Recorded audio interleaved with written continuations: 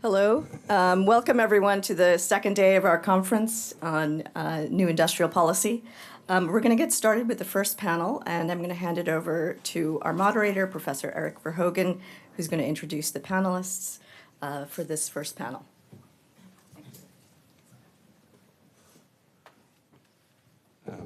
Yeah, thanks very much. Good morning.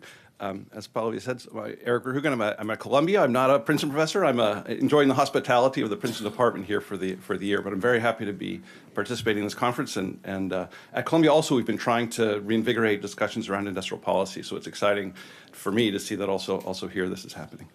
So the three candidates, three presenters are here. Oliver Kim from Open Philanthropy, Nathan Lane from Oxford University, Christina Patterson from Chicago Booth, are going to be speaking in a broad way, I think, about the question that, or it's related, and it may take until the discussion for this to come out, but it's related to the challenge that was posed by Patrick Hachi last night, which is if you're a developing country that's not China, that's not large, what do you do? What is the path to growth? So it's going to be a little bit indirect. It's a somewhat eclectic collection of papers, but I think we can come back to that question. That's a question I'm going to pose for people at the end. Especially, I'm looking at Christina. Christina's paper is mostly about mostly going to talk about the U.S., but I think what she's saying is also relevant to that question. Okay, without further ado, Oliver, please take it away.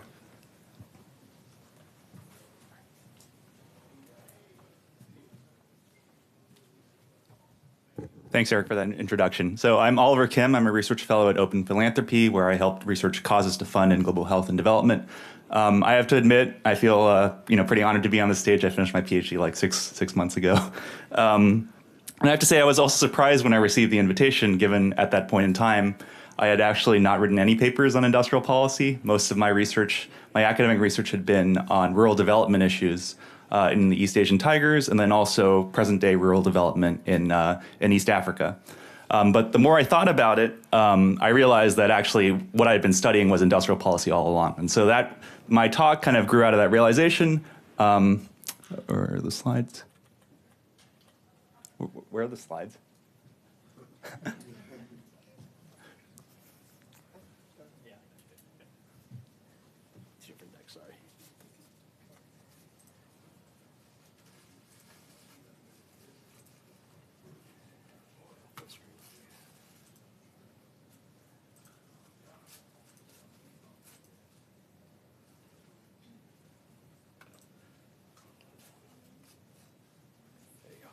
Great, nothing like a little anticipation. Yeah, so my talk grew out of that realization, which is that agricultural policy is industrial policy as well. And hopefully you'll see that a lot of these issues that I'm going to talk about were anticipated by the speakers yesterday. All right, so in the 20th century, development was synonymous with industrialization, right? In fact, these terms were used interchangeably. The idea of development was that you would move people from farms to factories. So you take people from a low productivity sector, you move enough of them to a high productivity sector, that causes aggregate productivity to go up, and the economy grows. A recent paper by Danny Roderick and Joseph Stiglitz poses a really important recent challenge to this view. Right, so industrialization, right? In fact, these terms were used interchangeably. The idea of development was that you would move people from farms to factories. So you take people from a low productivity sector, you move enough of them to a high productivity sector, that causes aggregate productivity to go up, and the economy grows. A recent paper by Joseph Stiglitz poses a really important recent challenge to this view, right? So industrialization, right? In fact, these interchangeably, the idea of development was that you would move people from farms to factories. So you take people from a low productivity sector, you move enough of them to a high productivity sector, that causes aggregate productivity to go up, and the economy grows. A recent paper by Joseph Stiglitz poses a really important recent challenge to this view, right? So industrialization, right? In fact, these interchangeably, the idea of development was that you would move people from farms to factories. So you take people from a low productivity sector, you move enough of them to a high productivity sector, that causes aggregate productivity to go up, and the economy grows. A recent paper by Joseph Stiglitz poses a really important recent challenge to this view, right? So industrialization, right? In fact, these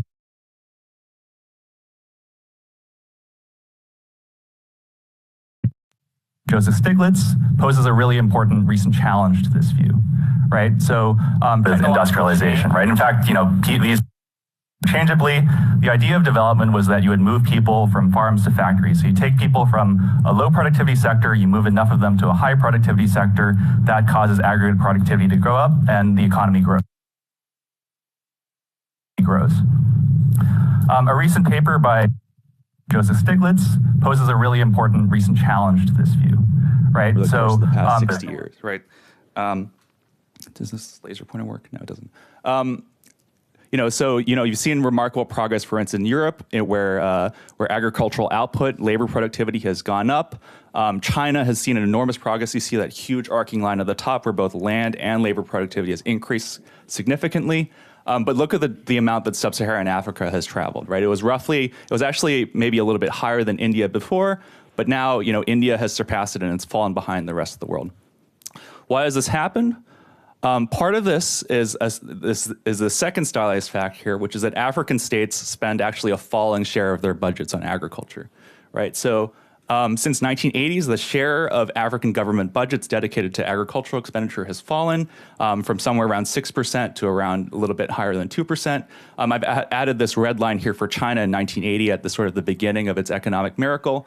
So even a state that we typically think of as engaging in a lot of manufacturing sort of policy was investing more in the agricultural sector than African states are today. So this is a sort of proxy for the level of state involvement in the agricultural sector. And Africa appears to be falling behind. Okay, so that's the current state of play. Things are already a little bit challenging, but there are two major sort of ongoing prospective sort of challenges that demand further attention. So the first obvious one is climate change. And a recent IPCC report says that in a middle of the road scenario, we're going to see around 3.2 degrees of warming on average across the world by 2100. Agriculture is clearly going to be the most affected sector, right? Stuff that's outside, that's growing, is going to be harmed, particularly in sub-Saharan Africa, where 65% of people rely on subsistence farming, which basically means that, you eat what you grow. So your livelihood and your survival is directly dependent on your production. So the impacts of climate change are perversely going to be felt by the poorest people in the world with the least capacity to adapt. So what do the climate models say? Here we have 4 of the world's sort of main staple crops. We have maize, wheat, soybean, and rice. In each panel, the blue bar is sort of the average across these different crop models in a low warming scenario, I think of 2.6 degrees. In red, it's a high warming scenario, which thankfully right now seems a little bit more improbable, around 8.5 degrees. Actually, interestingly, some of the sort of crops that are grown more in the West, like wheat, rice in East Asia actually might do well under a warming planet. So this is kind of an interesting result. These models seem to think they'll do relatively well. But critically, maize, which is a critical staple crop in a lot of sub-Saharan Africa, maize or corn, is going to be really severely impacted. So you're talking about even 6% decreases in yields in the low warming scenario, which we're likely to overshoot. Here's a map version of what I just talked about, where Africa is particularly dependent on its caloric needs for maize, right?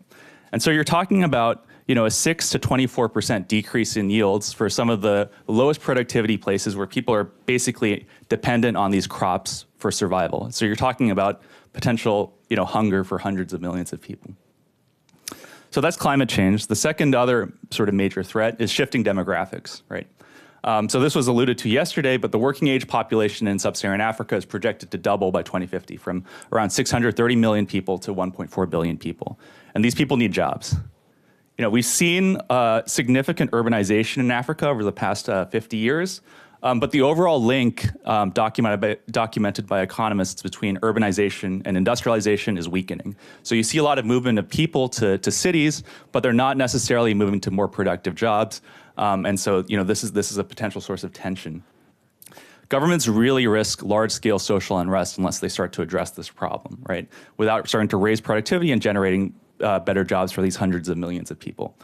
Just as one sort of premonition of this, in 2020, there was a large farmers' protest in India surrounded proposed reforms to the agricultural system.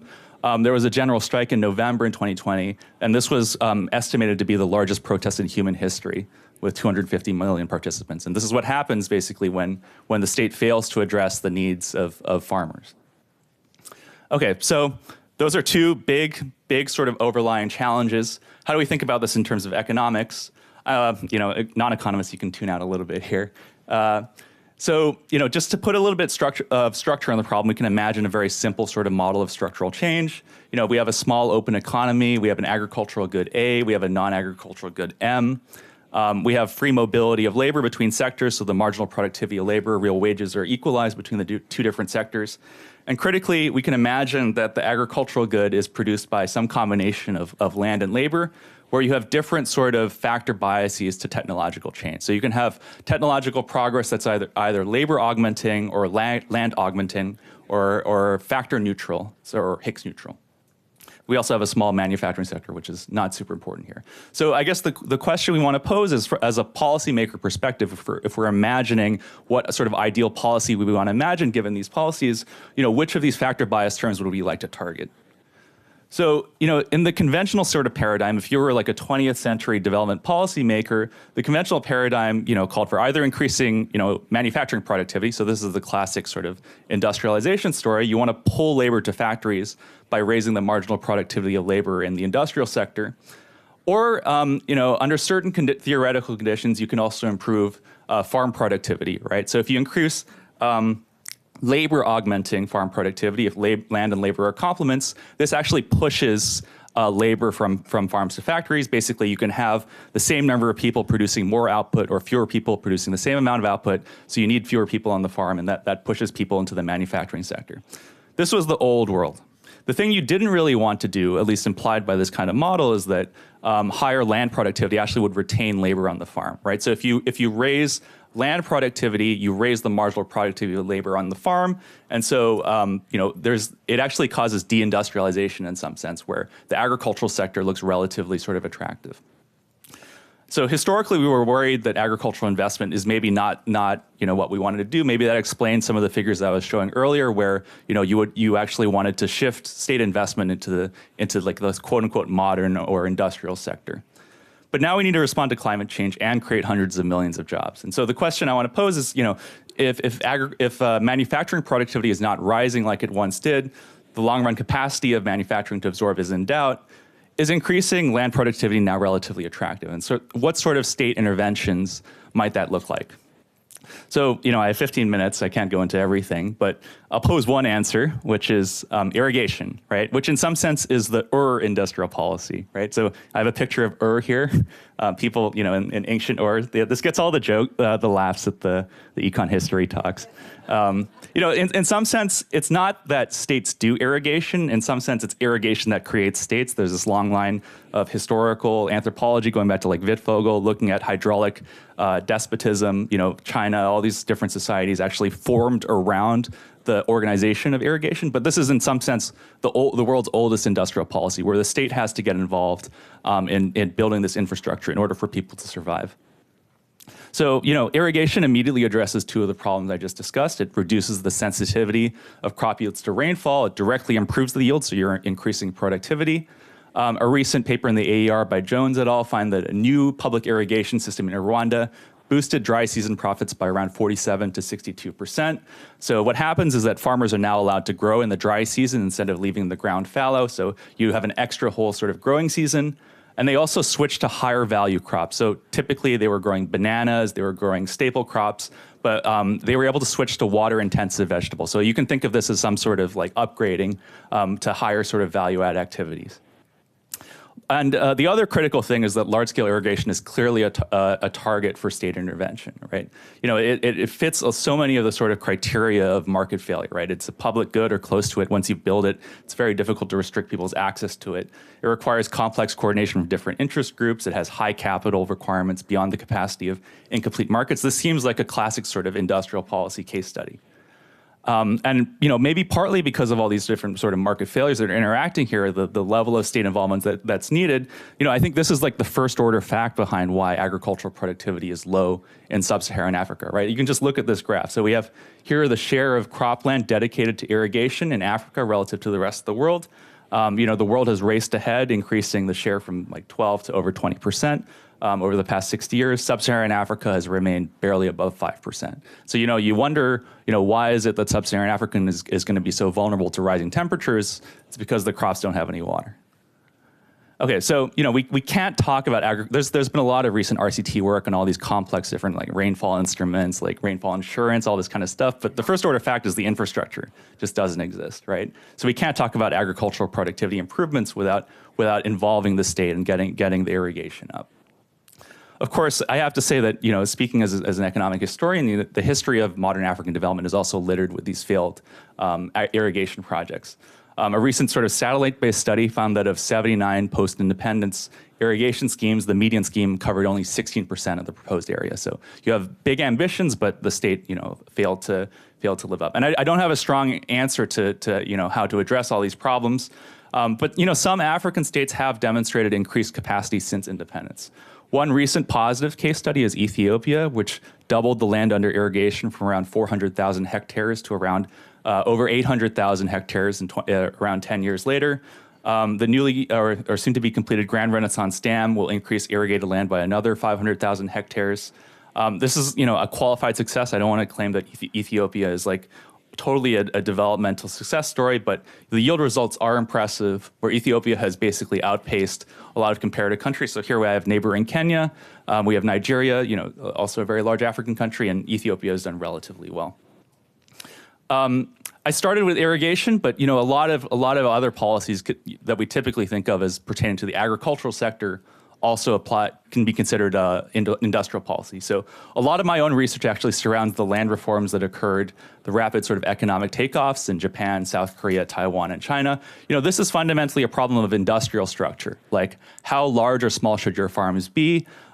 Basically, all of the major sort of East Asian economies got involved in some form of land redistribution, so they reshaped the size of farms to be smaller.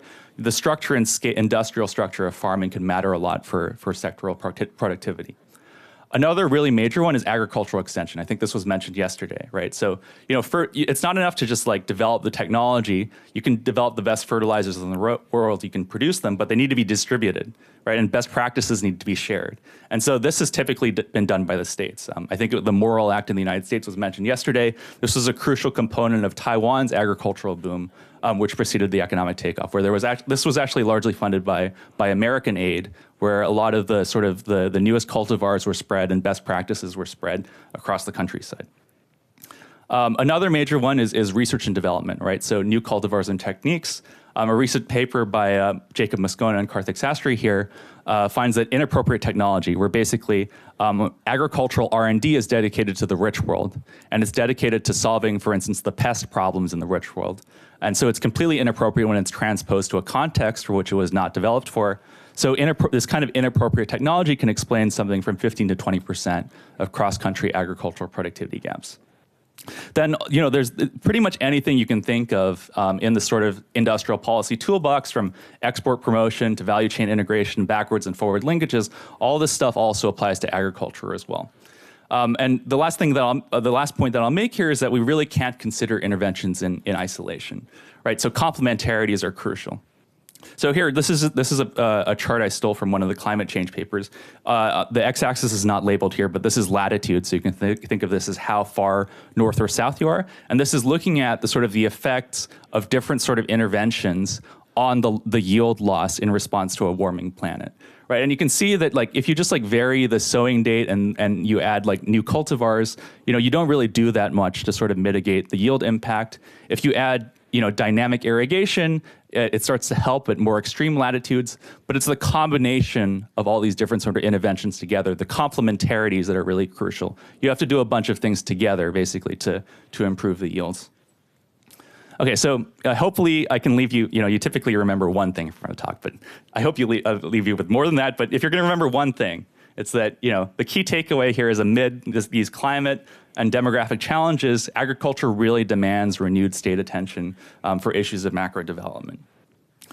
What does that mean? Maybe more concretely, I think this was alluded to yesterday, but a lot of the aid and finance for climate mitigation could potentially be productively redirected towards adaptation, right? So African countries contribute only 3% of global carbon emissions. It's close to a rounding error. And adaptation technologies like irrigation may be far more important for people's livelihoods than thinking about like highfalutin programs of like green growth in these countries. And critically, you know, the developing countries are the actual protagonists in this case, not the aid donors and the donor community. You know, I alluded to all these stories of state failure. For developing countries, you go to war with the state that you have, right? You cannot wait for an ideal set of institutions. You know, a lot of my research is in Taiwan. You know, Taiwan engaged in a lot of these agricultural productivity innovations after, you know, the KMT had fled mainland China. Chiang Kai-shek is famously, you know, one of the most corrupt sort of authoritarians in human history. He's famous for, you know, losing the most amount of territory of perhaps anybody in human history. And you know, the KMT was not a particularly quote unquote ideal inclusive regime, right? Like it was an authoritarian right-wing military dictatorship. It had some things going for it, but you know, it was not known for its developmental success on the mainland of China. But you know, nonetheless, partly with the help of U.S. aid, it did actually achieve this sort of agricultural miracle. And so, you know, what the message I'll leave you with is that these two sort of twin crises, climate and demographic change, are going to create pressures that threaten the survival of ineffective states. And so states can either, you know, potentially fall or become destabilized by these challenges, or they can use them to mobilize themselves to rise to the occasion. Thank you.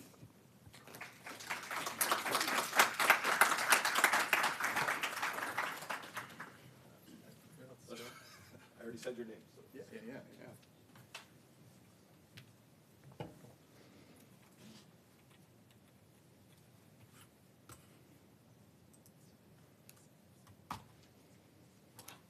So that was great. I'm going to speak also very high level today about industrial policy, stylized facts of industrial policy, and relating these stylized facts to kind of divergent patterns we see between the developing and developed world as we think about new industrial policy, as we start kind of returning to studying this stuff again.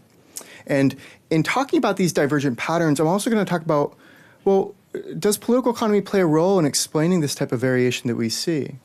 And a key takeaway and a key kind of point I want to make today is I think political economy is everything when it comes to industrial policy. I think it really is the devil's in the details of the political economy. And that's probably what we're going to want to get right if we want to start thinking about doing industrial policy right again.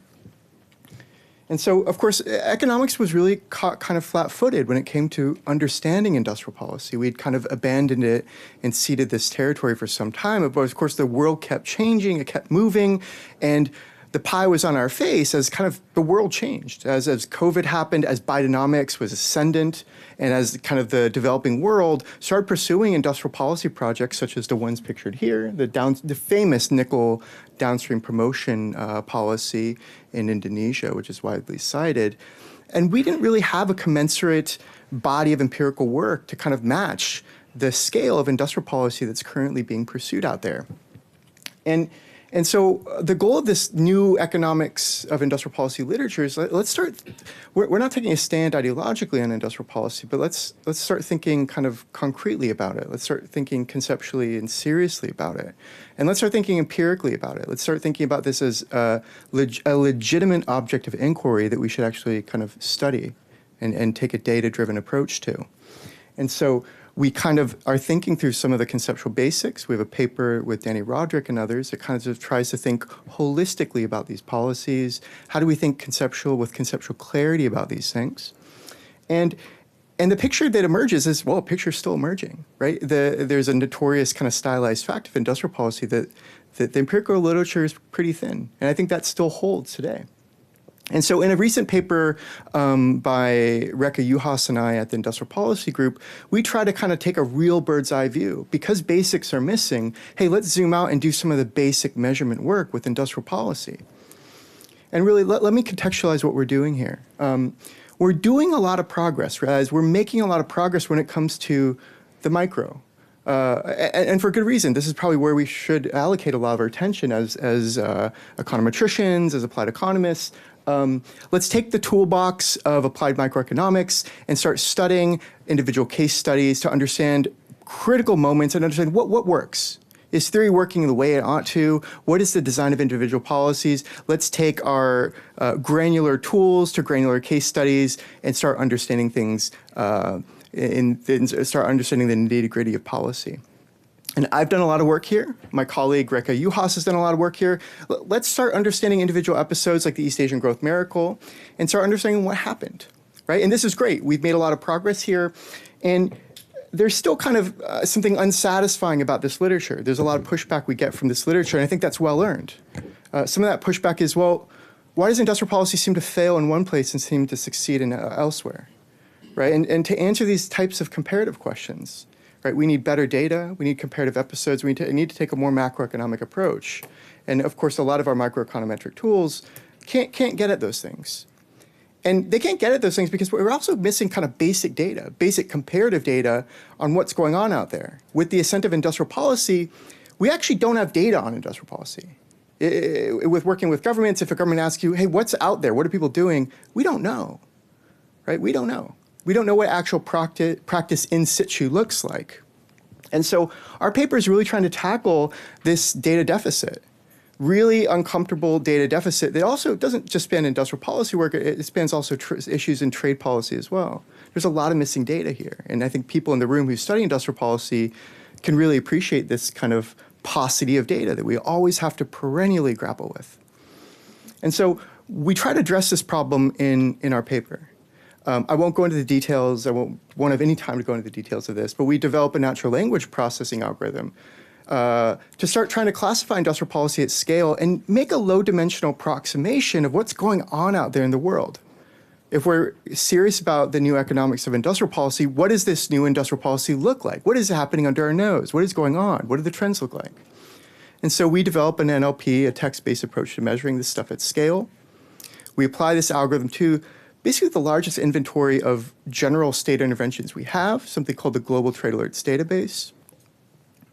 And in applying this model to that database, we're able to extract these kinds of coverage ratios. We're able to extract measures, flow-based measures of industrial policy at the sector, country, and year level from 2009 to basically current day, right? And with these measures, what we're able to do is start actually accumulating some stylized facts about what's going on out there. What do patterns look like? Are there differences and divergences between the developed and developing world? And I'm going to talk about some of these facts today. Of course, we unsurprisingly find that industrial policy is, of course, increasing. And this is our data in The Economist, and they correlate it to kind of the propensity of industrial policy to be kind of central to political manifestos and political language. Of course, we have this hunch that industrial policy is increasing. It's increasingly at the fore. Yes, the data tells us that too.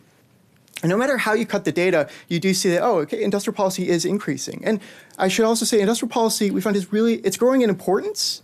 And just on average, it's really, really important. About 33% of the policies in the best data set we have on global policies are industrial policy. And so if we think about our empirical work on industrial policy is, I think, woefully inadequate to understanding the scale of what actual policy practice looks like. And in fact, it's growing importance. And moreover, like when you start looking at, well, what does industrial policy mean insofar as the instruments of industrial policy? What are people doing insofar as industrial policy, right? The instruments are actually pretty complex and have a big fiscal footprint. Of course, subsidies are a huge part of them. But we usually think about industrial policy in terms of tariffs and classic protectionism, right? Especially right now, especially in the US right now, right? But if we actually kind of take a principled view of industrial policy, zoom out, industrial policy is actually very outward oriented. Again, if we're principled about definitions, it's very export-oriented. It's about subsidizing exports, such as people have mentioned all throughout this conference about exports and export subsidization. They're very financialized. And so we look at this list of policies, whether it's policies being used in low- and middle-income countries or high-income countries, and we're like, oh, these are pretty complex things. These aren't just blunt tariffs per se. It's not to say these are successful or not, but these are things that require a lot of capacity. Right? These are kind of technical things, and they require a fiscal footprint. They require resources, such as what was alluded to yesterday at dinner. And also somewhat surprising to us is we're development economists, and we're economic historians. And when we look at where practice is going on, one thing, and I'm not going to say this is fully definitive, but one thing that's interesting is just the scale of industrial policy happening in the developed world versus the developing world. If you open up and crack open the data, of course, this isn't perfect data. This is a low-dimensional approximation of what's going on out there. Developed countries, high-income countries, are doing a lot of industrial policy. And in fact, that pattern we see is really being driven by, that kind of upward tick is really being driven by the highest income economies in the world, the G20, in fact, probably the OECD, more and more like it, right? And we think of this as a developing country phenomenon. As development economists, we just assumed it was. And then you open up the data, you're like, oh, actually, this might make sense too. And no matter how you cut the data, we find this robust relationship between income and the use of industrial policy. And by the way, this isn't to say that I don't think industrial policy is causing growth. That's the wrong takeaway. More so that there is this pattern between income and industrial policy use. Why is that? I think there's a couple reasons why we might see this, political economy being one of them.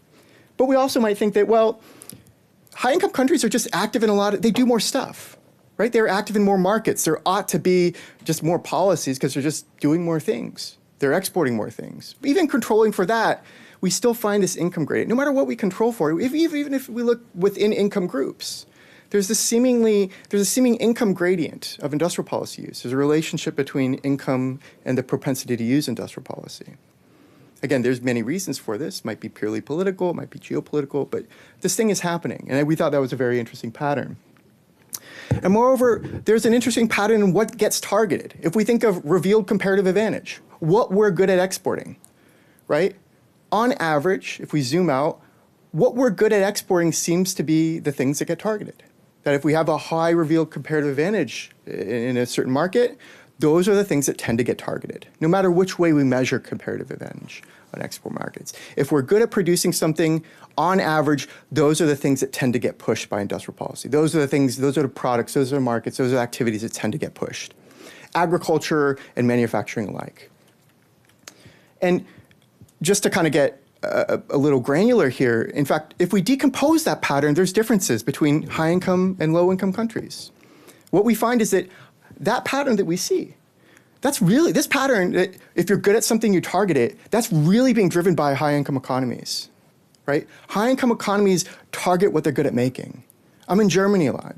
Germans target capital goods. They're really good at making capital goods. They're really good at making automobiles, right? Those are the things that targeted.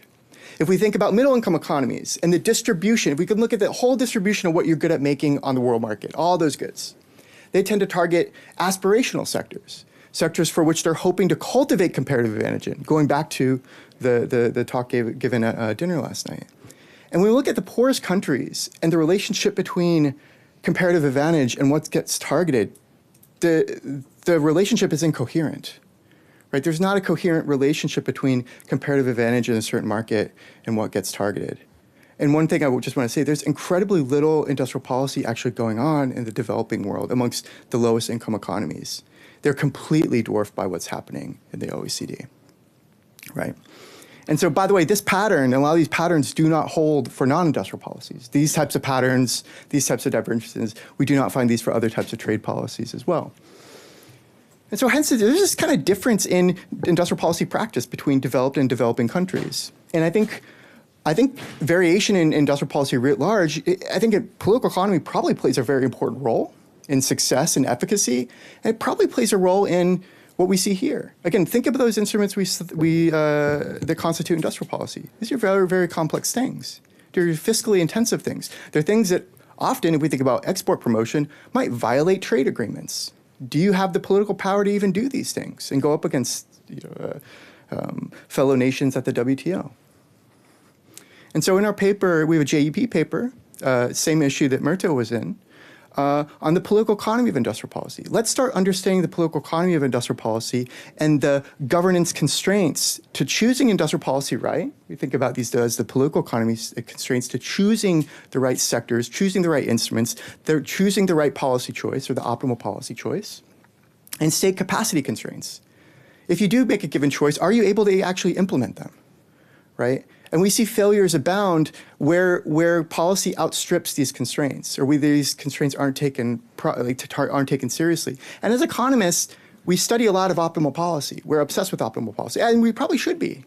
But when it comes to industrial policy, because this is the purview of the state, it's innately political, right? States choose this and states implement this. So it's very, very hard for us to abstract away politics from discussions of industrial policy, because when the rubber hits the road, the state is here. We cannot abstract from that away.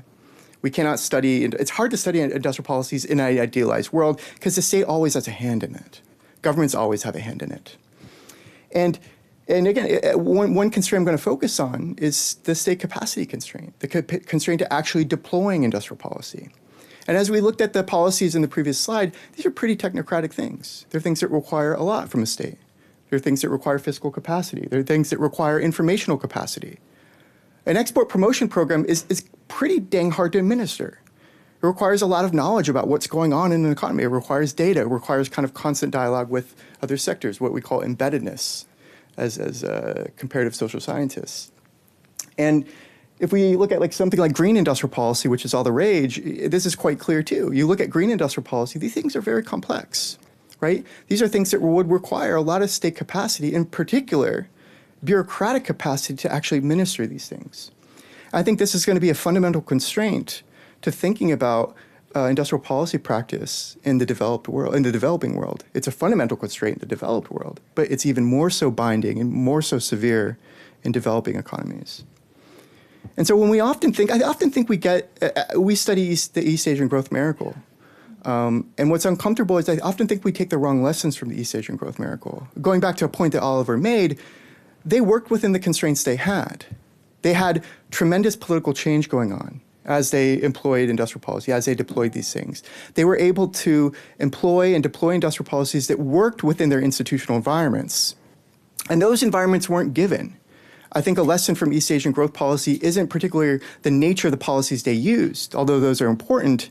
It's in the institutional design which they pursued. They invested a lot in bureaucratic capacity. They invested a ton. They were obsessed in building bureaucratic capacity and state capacity to actually do these things. And as people who study industrial policy, we usually focus on the technological or economic aspect of policy, as if countries are doing optimal things. But I think beneath the surface, and East Asia was focusing a lot on the institutional granular details of this stuff. I think that was an essential role in what they did.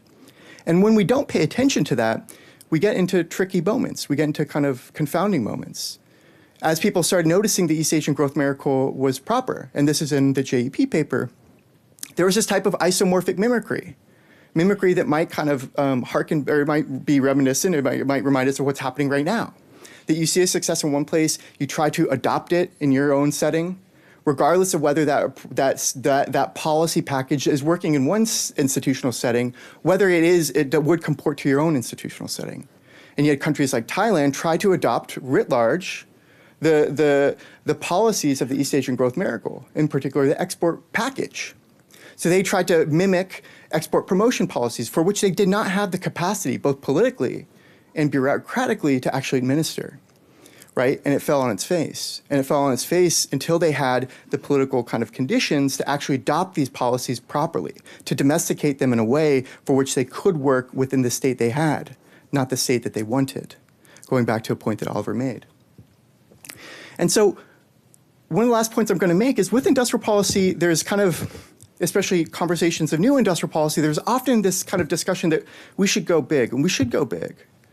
But I think that idea of going big and mission-based policies, and I think this is important. In principle, they make some good points. But it often abstracts away from the fact that we have the state we have, right? And we have to function within the political constraints that we're endowed with, or work to change the nature of those constraints. And often that might mean doing industrial policy that looks a lot different from the best practice elsewhere. That might look like industrial policies are much more circumscribed than the East Asian miracle policies. They might rhyme with them, but they might be much more circumscribed in order to work within our institutional constraints that are extant, right? And so I actually think we should study the small policies. Ironically, I like big stuff.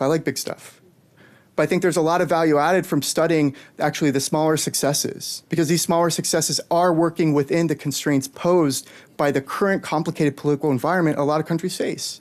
We should focus on horticulture success stories, for which there's a lot of horticultural success stories out there. They're not sexy, they're not big, they're not missions per se, but they're successes, they're things that worked institutionally. Things like citrus in South Africa, or thinking about policies that have been integrated into the global supply chain very well. And I reckon circumscribed policies such as those in Costa Rica.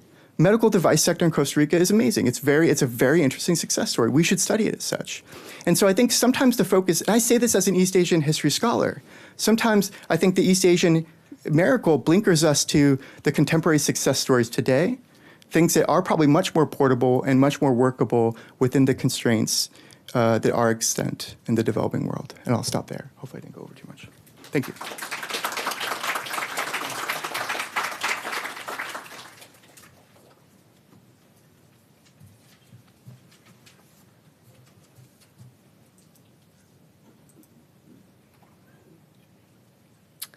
All right, thank you. It's been exciting to be here for this conference. Thanks for including me. And it's been a good opportunity for me to learn a lot about industrial policy.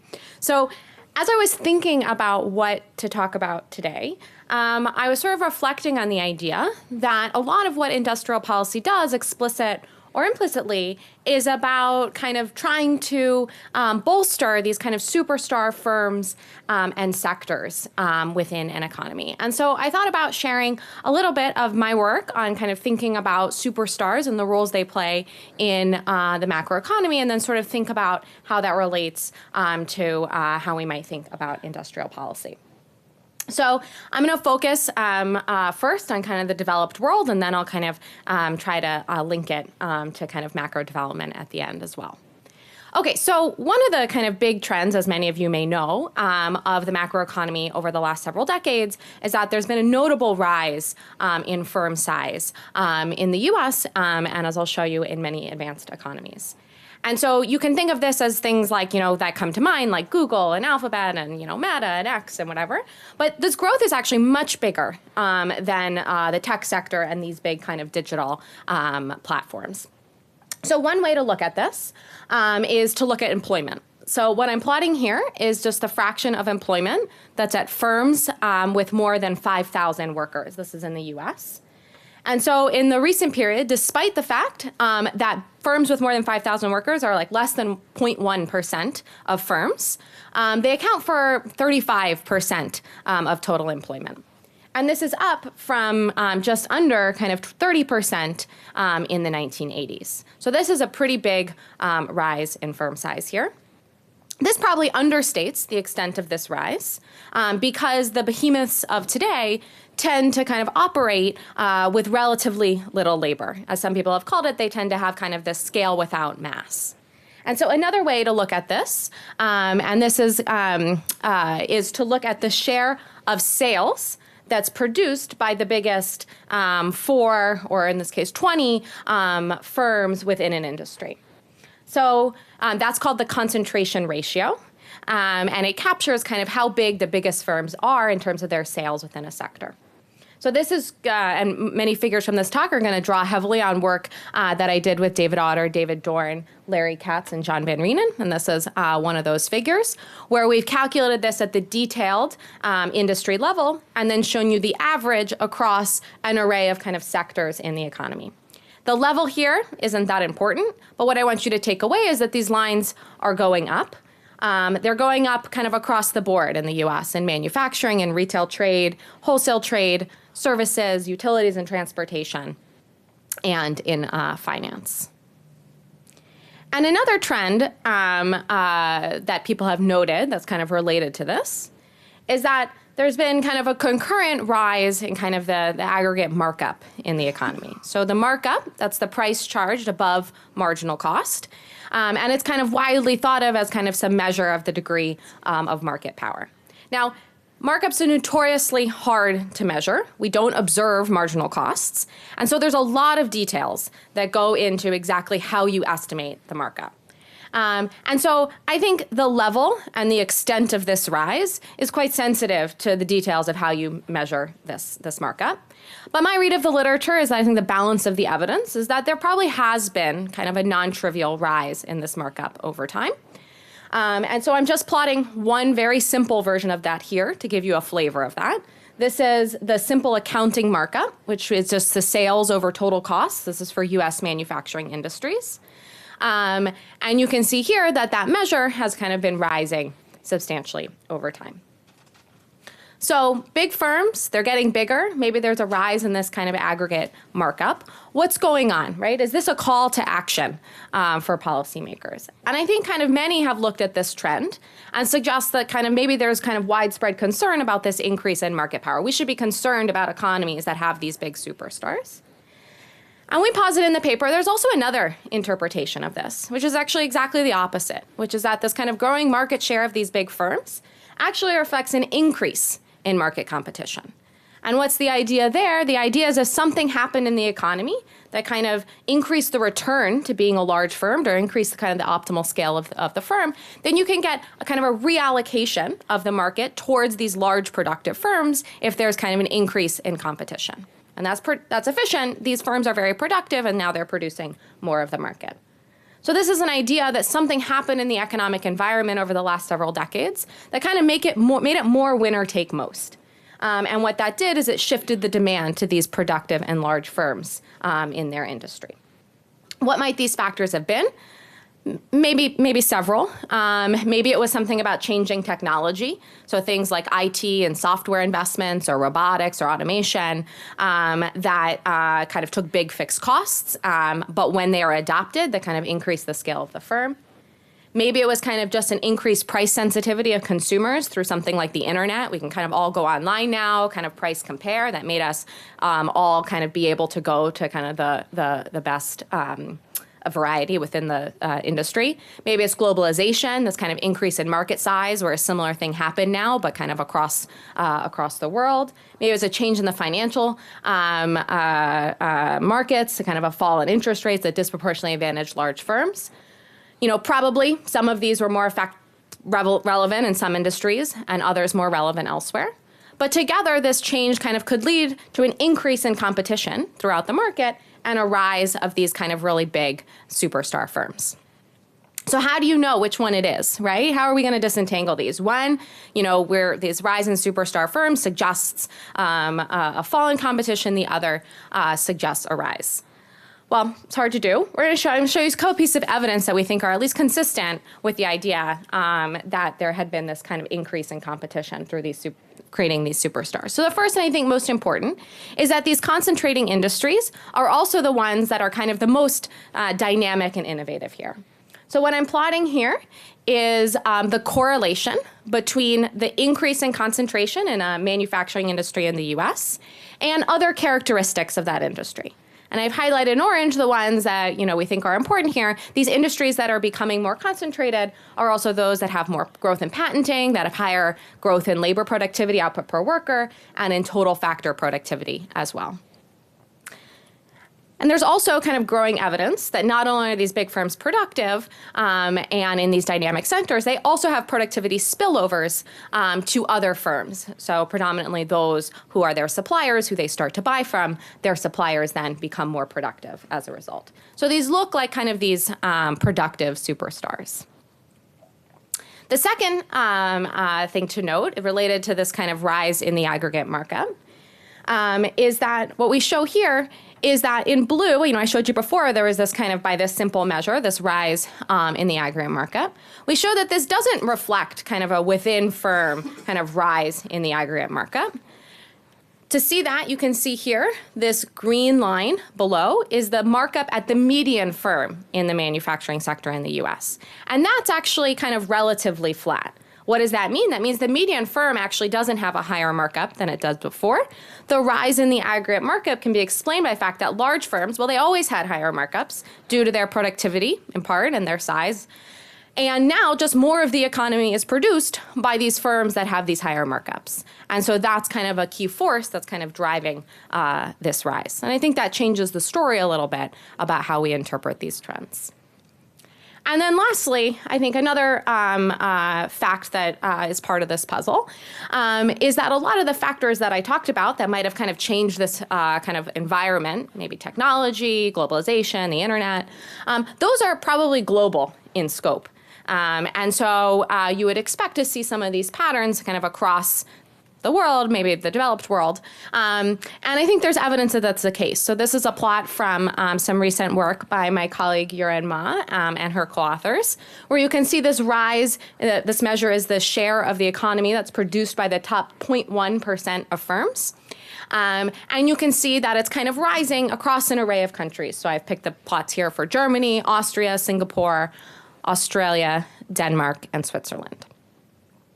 So together, we take this as, it's at least possible, maybe even probable, that kind of what's been one thing that has been going on in developed countries is that kind of the market has become more competitive, and that's kind of amplified initial productivity differences to allow these kind of what were initially leading firms to become these kind of big dominating superstars. So that's developed economies. How do I think about this in a development context? It's not my area of expertise here, but as I was reading the literature and thinking about this, it struck me that I think the idea that this kind of rise in market concentration is maybe a sign of increased productivity, I think it's actually even more natural or maybe kind of well accepted in a developing context than maybe in the developed world. And so my read was that I think several findings in the developing literature suggest that actually developing economies may be right, that they have too little concentration here. And so there's some evidence that these developing countries are kind of missing these big productive firms, and that there are kind of several different market imperfections that kind of keep these firms inefficiently small and prevent this kind of winner-takes-most dynamics from taking place. So what could these be? I think, I don't know, the literature suggests that there are many potential reasons that firms in developing countries are kind of too small. One could be, just to name a few, kind of some bad managerial practices that prevent firms from achieving efficient scale. Maybe another is kind of firms want to remain small in the informal sector to avoid taxes in the formal sector. There's some evidence that firms here have credit constraints. We heard a little bit about that last night as well, that these firms kind of can't access the credit that they need to scale. Or maybe there's some evidence in some sectors that kind of national markets are too small simply for firms to achieve their efficient scale. So together, I think this kind of knowledge that we've learned from the development literature kind of confirms this idea that kind of enabling firms to hit larger, more efficient scales is kind of an important part of growth and, maybe something for policy to think about.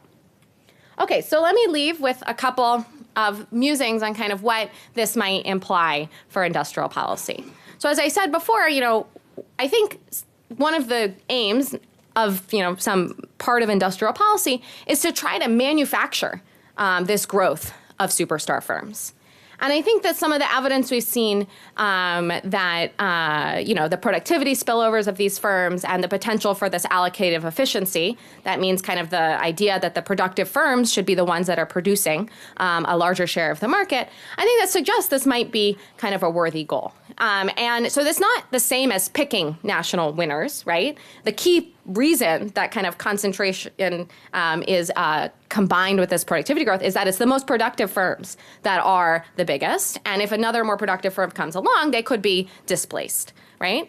So instead, I think it suggests that kind of policies that are aimed at allowing firms to achieve efficient size and continue to grow as the environment might change will probably be productivity enhancing. So this could be, what would those be? Maybe there are things like removing regulations that kind of punish size or formality in the developing context. We've talked a lot already in the conference about kind of encouraging export orientation. Maybe it's removing subsidies that kind of are propping up small, kind of low-performing firms. Maybe it's subsidizing this technology adoption of things like robotics and AI or software that can kind of allow your firms to kind of compete in this large, at a large scale. And those could all kind of be part of the toolkit. Conversely, kind of knee-jerk policies that kind of look at this rise of firm size and seek to constrain its growth to kind of equalize the playing field will likely be costly. Now, I've talked a lot about the advantages of big firms, but of course there are risks that arise in these kind of winner-take-most environments. Things like political capture, the power that these firms might have once they're big to construct barriers to entry, even if they they're efficient that they're big, they might still then have the power to construct those barriers.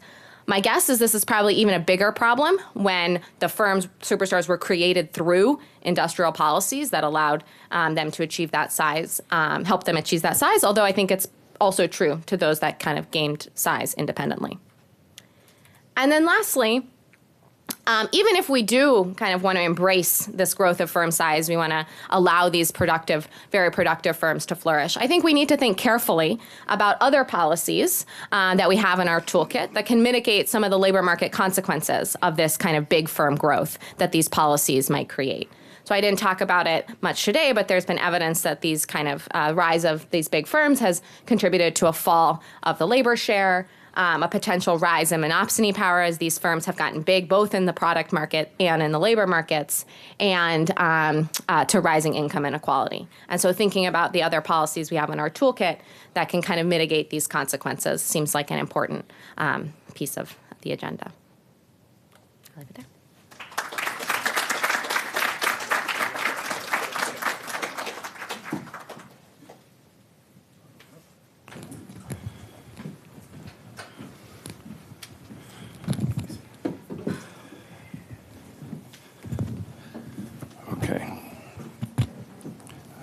Great. So as moderator here, I think what I'll do is I'll pose maybe one question each, and then we'll open up to discussion from the audience. We're getting a feedback on the microphones. I'm not sure why. Okay. So, partly what I was thinking about, again, relative to what I said initially was, okay. Thank you.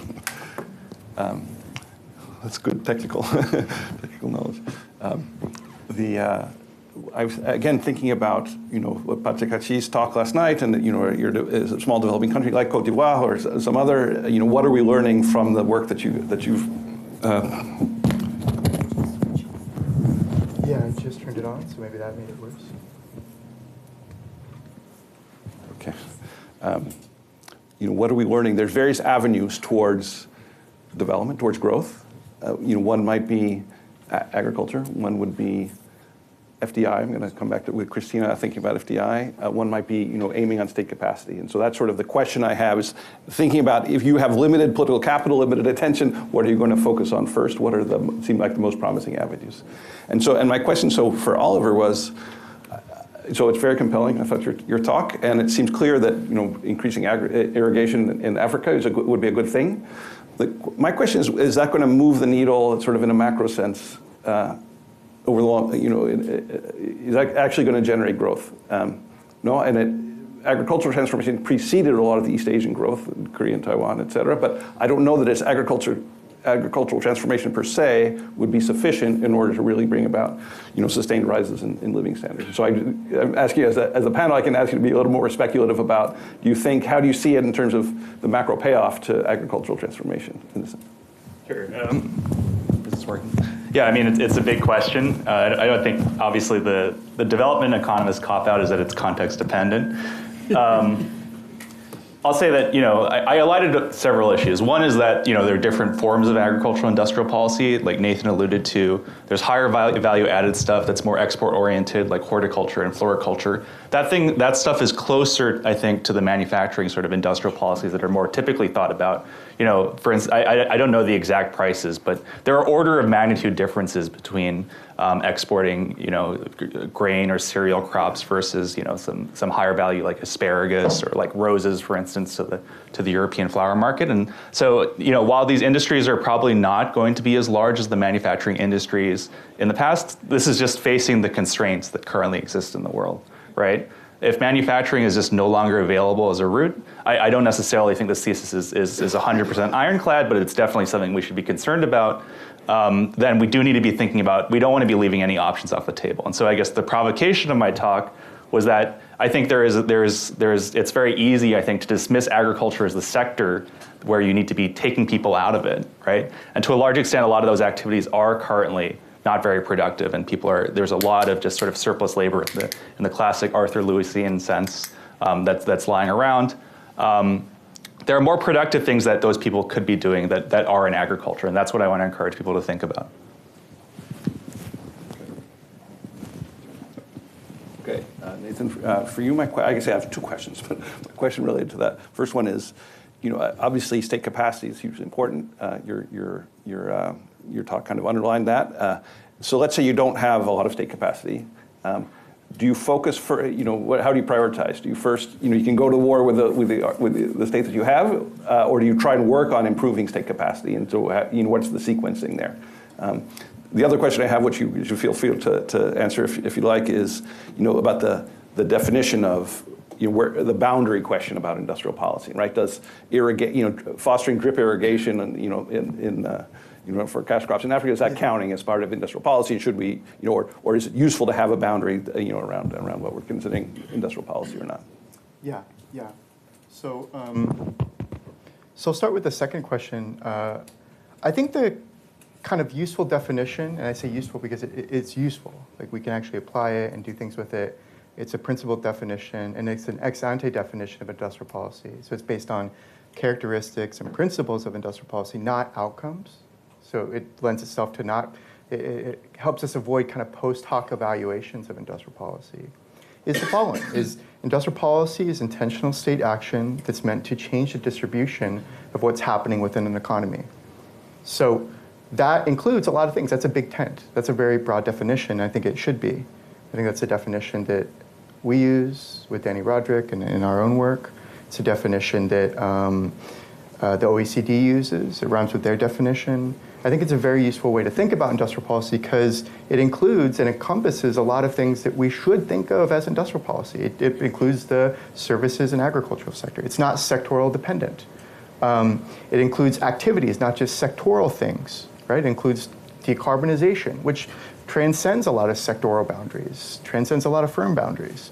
And it also includes things that aren't just, you see it, we see protectionism, that's industrial policy. And there's this kind of, people infer industrial policy merely because they see protectionism, merely because they see tariff increases.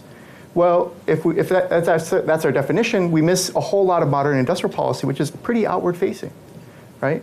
It's pretty export oriented, and the WTO would surely think, much to their chagrin, a lot of that is industrial policy. And so, so I think we should have a principled kind of big definition, and that definition is a long-winded way of saying it would encompass a lot of what you're talking about, and it should. It should be sectorally agnostic. We shouldn't merely be focused on only what's happening in the manufacturing sector, only high value-added manufacturing too.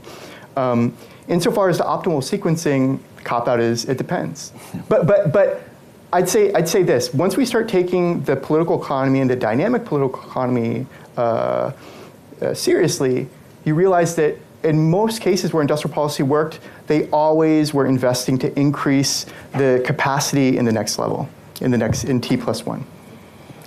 There's usually this kind of idea, and I'm going to maybe piss off some people at Princeton who their thesis is the opposite of this. But I tend to think that, and people tend to think too, and this was alluded to yesterday, that South Korea wasn't endowed with a developmental state. It's something they had to build. It's something that was constructed. It's something that was socially constructed and politically constructed. They were a basket case. You read what the US was saying about South Korea, it wasn't great. What anyone was saying about South Korea in the 1950s, like, this place is pretty doomed. It looks like the Philippines. In fact, then they thought the Philippines was going to be the success story. And so I think there's always going to be dynamic investments. I think starting small is very, very useful. In the optimal sequencing sense, is that you build coalitions for future expansions of policies that, and in turn, relax the constraints in the next level. This optimal sequencing really reflects kind of an older literature on liberalization, on ideas of optimal sequencing of liberalization, oddly enough. I think that old literature can inform the way to think about optimal sequencing in the case of industrial policy and optimal reform. Sorry, that's a long one. No, good. Okay, my question for Christina. So I enjoyed your talk a lot, and I think this question that you posed about, you look at concentration, is it a good thing or a bad thing, essentially, is actually very crucial. I mean, we all have examples of bad thing. Carlos Slim became one of the richest people in the world sitting on a telephone monopoly in Mexico, right? So I always get upset when I think about that, having spent a lot of time in Mexico. On the other hand, it's clearly true, that maybe the firms are big because because they're just more productive and because things become more competitive.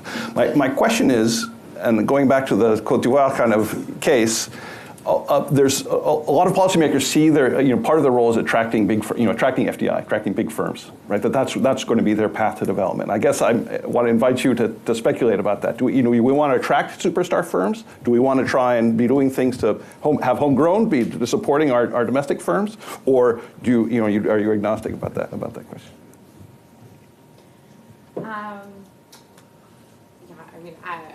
I can speculate. Yeah. I think my basic answer, I thought it was interesting, some of the comments last night about the difference between the return to the country of having kind of imported these superstar firms with the idea that a lot of that return kind of went back to the country in which the superstar firm was there.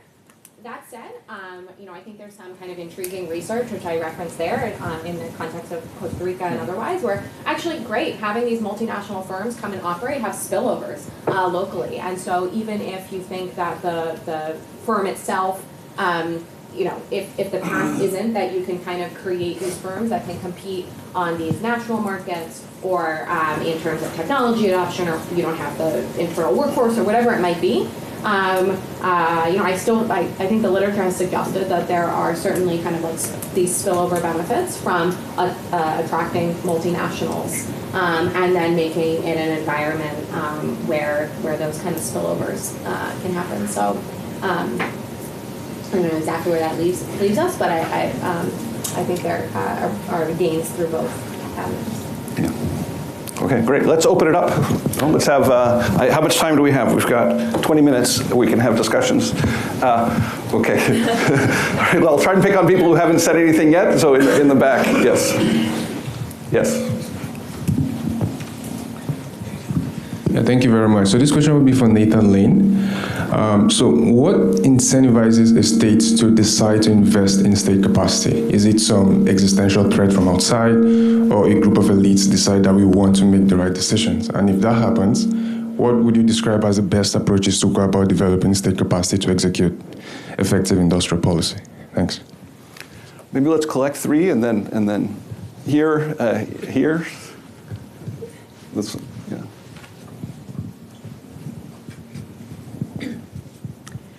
Thank you very much all for the presentation. My name is Eugene Kim. I do equity research at Jefferies. So I have a question for Nathan. So I thought that one of the illuminating charts that you presented was this growth in industrial policy, and I want to kudos to you on collecting those difficult data. And I'm trying to reconcile that data with what Stiglitz said yesterday, that industrial policy has always been in the background. We just never talked about it. So could you please comment on how to reconcile those two facts? Thank you. Okay, I hear my rule. Let's go just next, here next to, hasn't had a chance to ask a question. Thank you.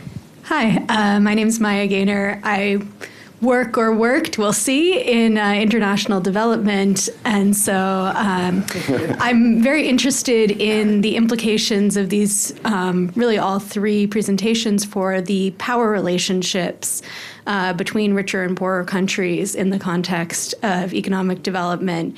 When we think about, for instance, the potential spillovers from attracting superstar firms, to what extent do developing economies have the leverage to do some of the things that were discussed yesterday, for instance, to kind of force technology transfers and really capture those spillovers?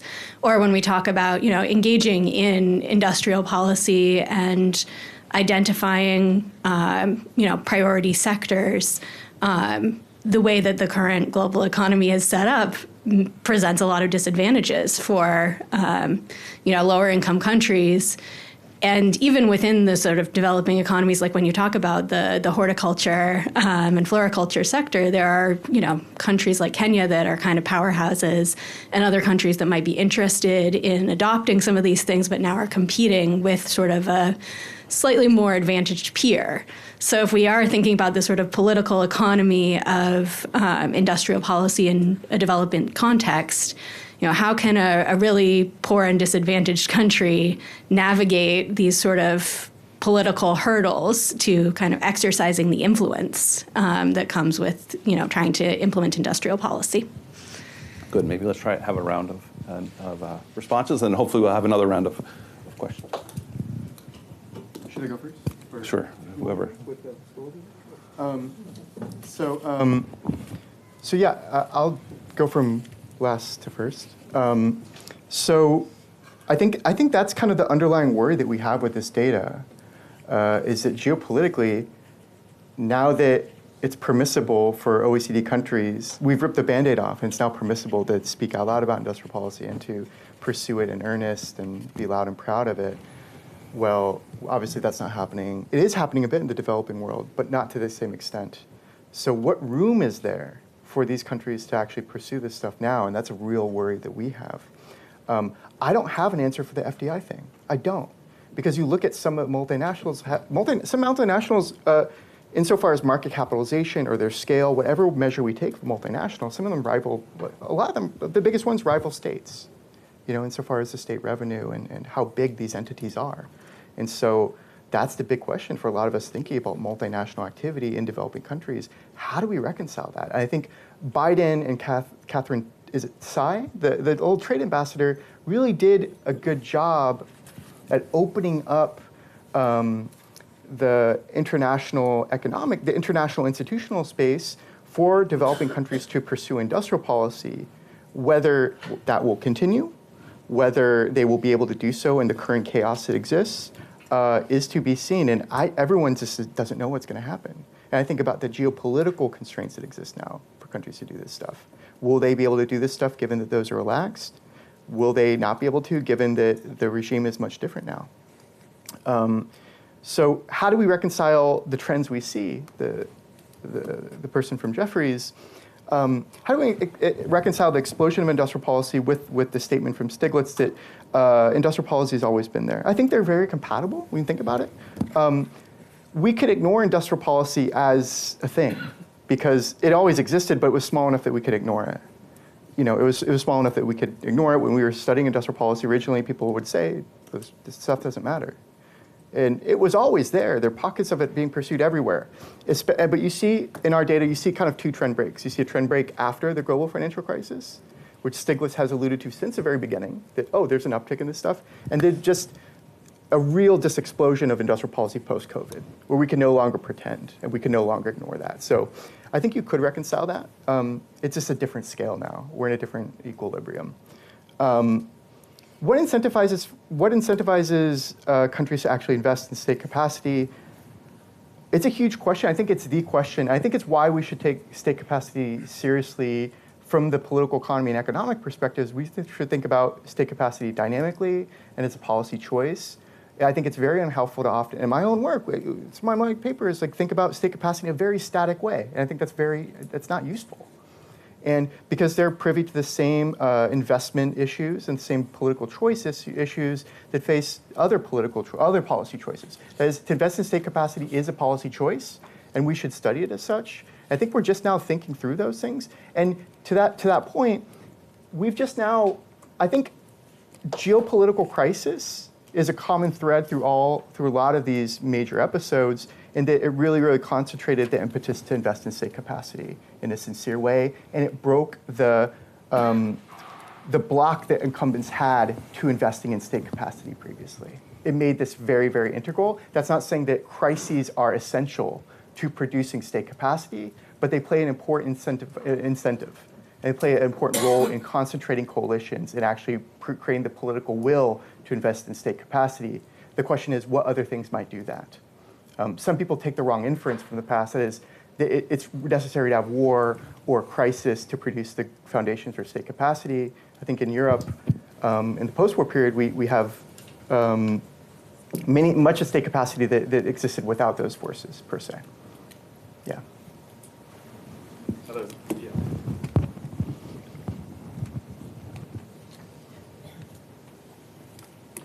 I guess the one question that was for me was kind of the floriculture and horticulture question. To invoke he who must not be named, it was kind of the Hajin Chang pulling up the ladder kind of argument. I mean, I think that's a very fair critique, right?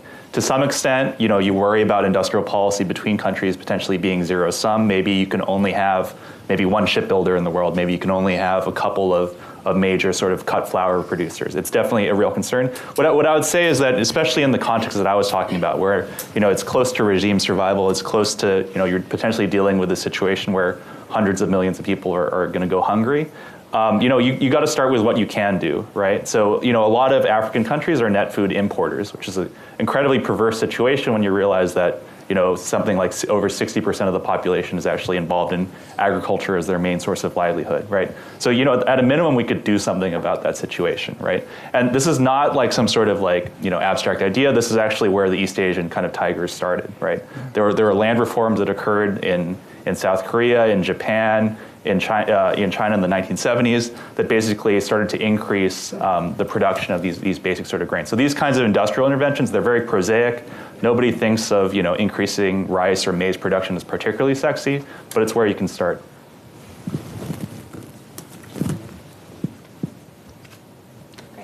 I guess the one thing I'll add is that as I was kind of reading through the development literature here, and maybe a development economist can weigh in as well. But my read was that we think a lot about these big superstar firms, like could you create like the Airbus or whatever, and we did think that maybe there is only so much room for these superstars, and these small developing economies probably can't compete on that. But there are these dynamics that can happen at a much kind of smaller scale as well, and that maybe one of the things that kind of like prevents some of the technology adoption is that these firms are just too small. There are not these firms who can kind of coalesce and kind of reach this kind of more efficient scale, even in the agricultural sector, or, throughout these sectors. And so they don't have to be, policies that encourage, I think, that firm size growth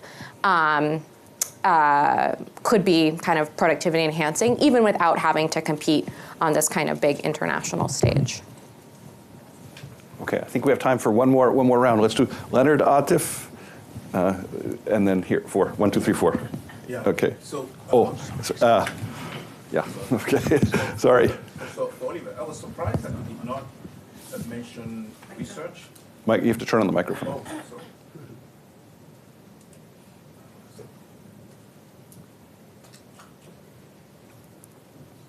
So, in light of the Brazilian experience of agricultural revolution, led by Embrapa, for instance, and Africa has ITA. And I thought that would be, Brazil could be a good model. Now, on political economy, so I think we need to switch from what is political economy, like what is question or research, to how to question. Because the problem is not whether state capacity does this, doesn't do this. It's about how you design government, how you think about the structure of government to meet some specific objective. For instance, one important approach that's used by many countries, China being one of them, is regional development, with turning regions into economic zone, with science park. I'm caricaturing, but something along those lines. The third point for Christina is that I think maybe we should comment a little bit on. I hope you could comment a bit on.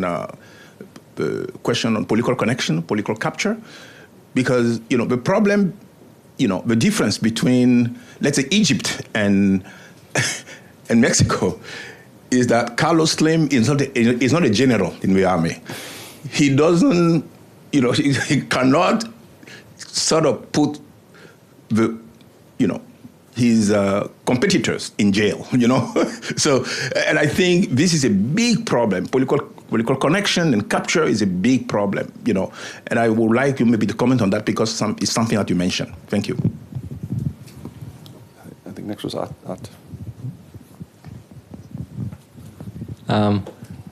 Oliver, I really liked your talk, and at some sense, your point about irrigation was externally verified by Patrick Archie yesterday, because he was kind of emphasizing the same thing. So it's something we can think about. It's irrigation. We know what it is. So I just wanted to dig it a little bit deeper into, okay, what does it take to irrigate? Just to understand the micro foundations of the constraints that we may be facing here. And if you have a simple calculation, if they were to go to the average, how many billions of dollars does that add per year? So, it's how many dollars are we missing on just this one straightforward fact, so to speak.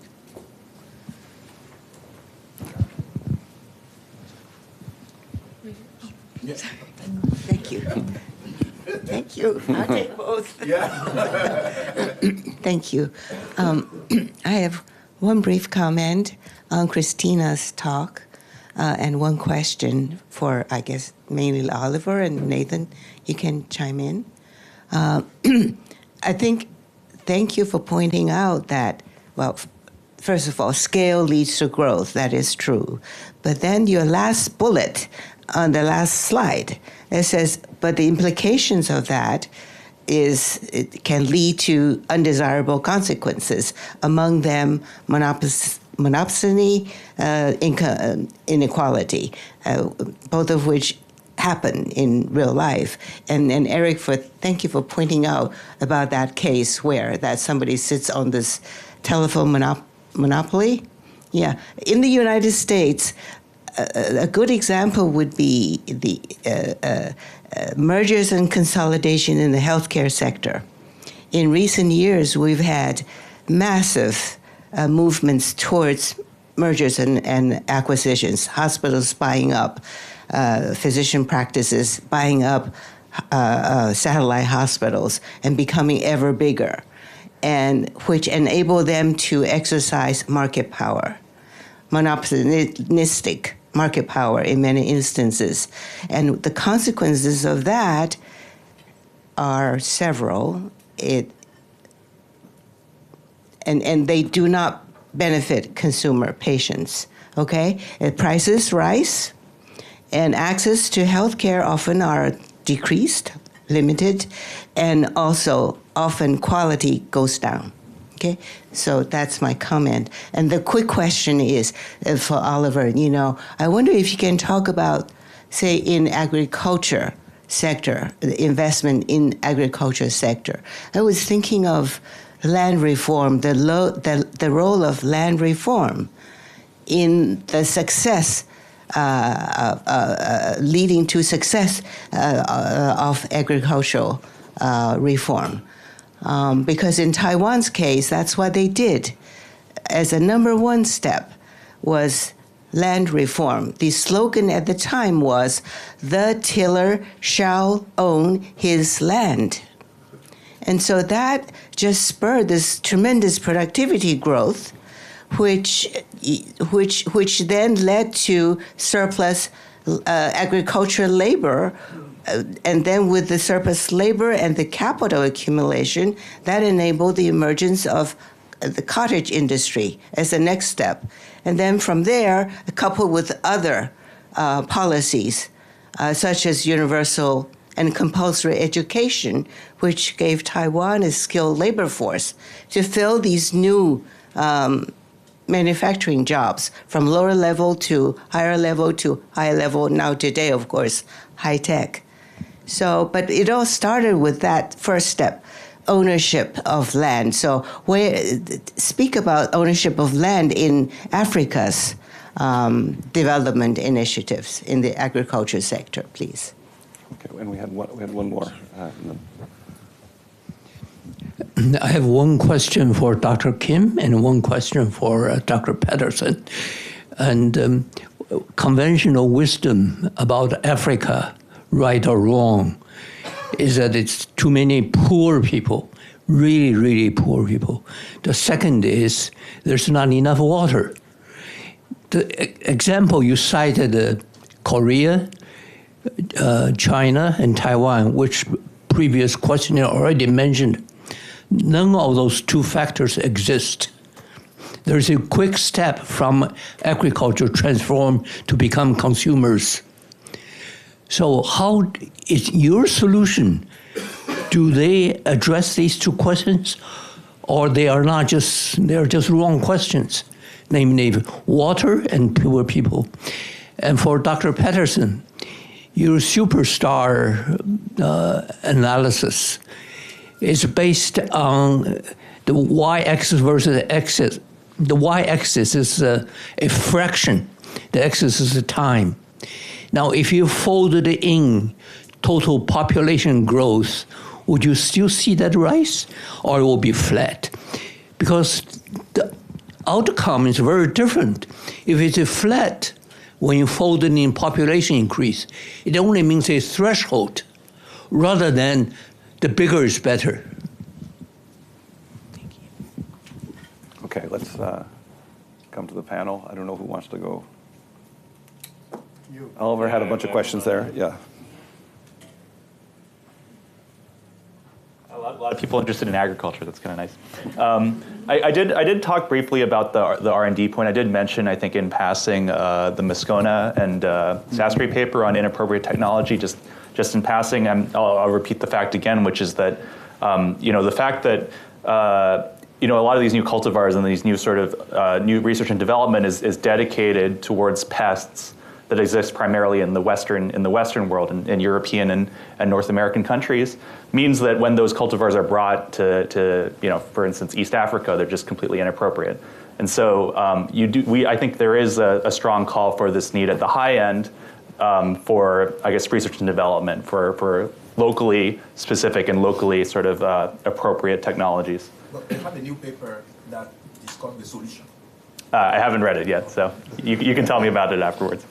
Asif, on your question about irrigation, unfortunately, I cannot provide for you a clear BOTEC, though back of the envelope calculation, though I should think about it.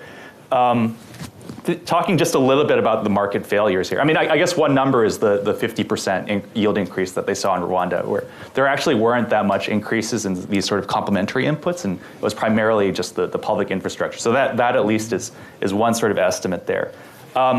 And I'm going to give another sort of development economist sort of cop-out answer, is that there's just so many overlapping market failures here. So one thing that's talked about in this context in Rwanda is that there's a labor market failure where there's an inability for instance, the farming household to hire contract labor because there isn't this sort of market. And so irrigation takes work, and that you need to do this initial sort of fixed cost investment of digging the trench, of connecting your fields to the broadest sort of irrigation system, but you basically have to do that entirely with household labor, where you can't hire like a hired hand to come in and do this. And so you can think of this as a lot of different ways. This is a labor market failure where you can't go and hire hired labor. It's a capital market failure. Potentially, you can't borrow the money to do this kind of stuff. So all these things are kind of overlapping at once, and so there are a lot of constraints that are sort of binding. Okay, another question. May on agricultural investment in Taiwan. So I'm very glad you asked this question because I have a new paper that recently came out re-examining the land reform in Taiwan, sort of re-examining a lot of the sort of history of this stuff. I mean, there is a little bit of a mythos, I think, particularly in Taiwan about the sort of great role of the land reform. We find positive effects, actually, of this land redistribution. So for people in the audience, basically in the 1950s, what the KMT did in Taiwan is that they redistributed land from landlords to tenant farmers, amongst other things. We find more muted effects, I think, than the sort of previous larger historical claims. They're positive, but they're not large enough to explain the overall increase in yields that you saw in this period. And so that points to a lot of the factors that I was talking about before. There had been previously large investments in irrigation and in roadworks done by, for instance, the Japanese under colonial rule. Taiwan had been a major sort of supplier of agricultural produce for the rest of the Japanese empire. So you can't just ignore this. All this infrastructure still existed after the war. And so the KMT, in some sense, were building on top of this. Land reform helped. I think talking about these distributionary issues is really important. But you always have to remember that context is everything, and this existed in a region where there had been a lot of agricultural investment before. To the point about, I guess there were two factors that were raised. One about Africa not having enough water, and then also potentially having too many people. I think it's kind of unclear how much there is in terms of water resources in Africa. This depends on surveying and satellite measures, which is always kind of a little bit dicey. What's very clear is that what existing water resources exist are not being fully utilized. And so, I mean, I showed you in that chart where Africa is basically at something around 5% of irrigation. The world is racing towards 20%. There's definitely room to be made up there, and there's low-hanging fruit. So I don't think at the moment lack of existing water resources is really the binding constraint here.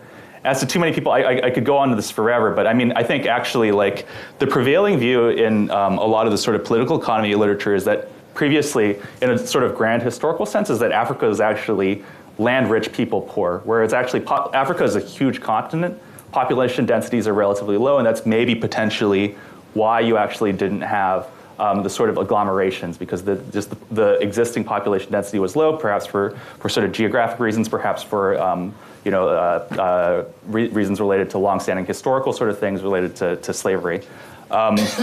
So yeah, I mean, I think because of the demographic sort of change that I just outlined, right? I think that factor is changing, and in some ways, the population distribution of Africa is going to start to look more like East Asia at the beginning of its economic miracle, where you have large sort of increases in population density. So actually, this is I outlined how this might be a crisis, but it's also potentially an opportunity.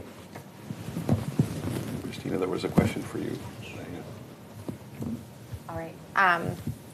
I'll be quick because I think we're getting there. But I'll follow up on kind of two things. So one on the share point. I mean, you're absolutely right. Like the markets themselves are certainly growing, and I think that's kind of a key advantage to having plotted it as the share of the market that's produced by the biggest firms, which is not just that they're getting bigger, but they're getting a bigger share of the market, and so that's kind of embedded in that analysis. To the other questions, political capture and maybe the healthcare.